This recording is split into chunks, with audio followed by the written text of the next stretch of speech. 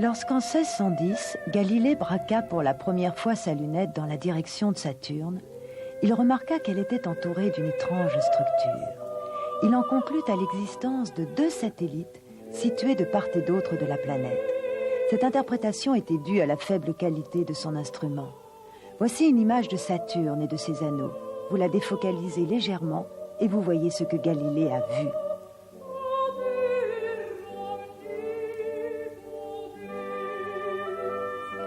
Mais l'astronome avait des doutes, car d'autres observations lui avaient fait voir les choses encore différemment.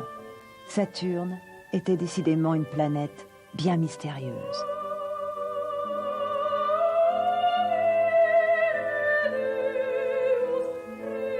Et puis, grâce à des lunettes de plus en plus perfectionnées, d'autres astronomes représentèrent, aussi précisément que possible, leurs diverses observations, ce qui donna lieu à une multitude d'interprétations qui ne firent qu'accentuer le mystère.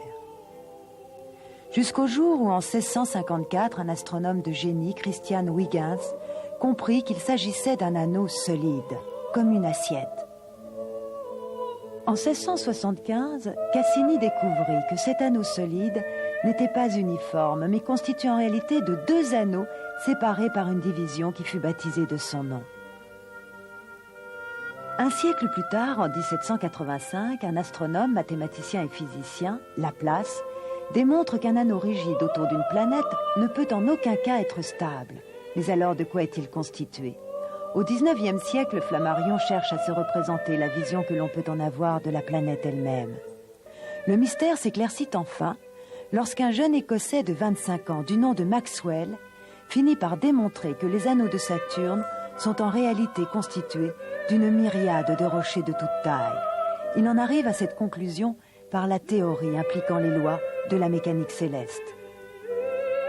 Cette hypothèse est confirmée par Henri Poincaré, qui de plus démontre en 1911 que l'existence des anneaux est une conséquence des collisions entre particules.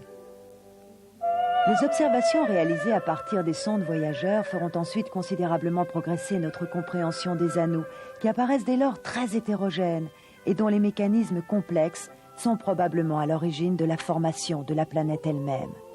Reste pourtant un mystère. En 1984, André Braic découvrit autour des anneaux de Neptune 3 arcs très étranges, 3 arcs que l'on retrouve autour des anneaux de Saturne. À quoi correspondent-ils ? L'énigme ne semble pas encore être résolue.